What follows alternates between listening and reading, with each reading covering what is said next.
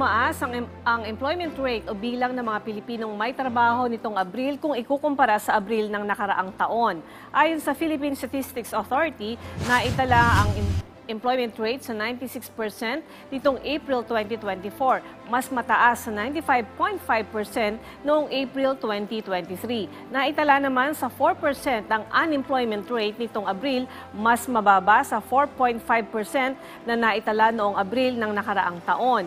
Ang underemployment rate naman nitong Abril ay naitala sa 14.6%, mas mataas sa 12% noong Abril ng nakaraang taon.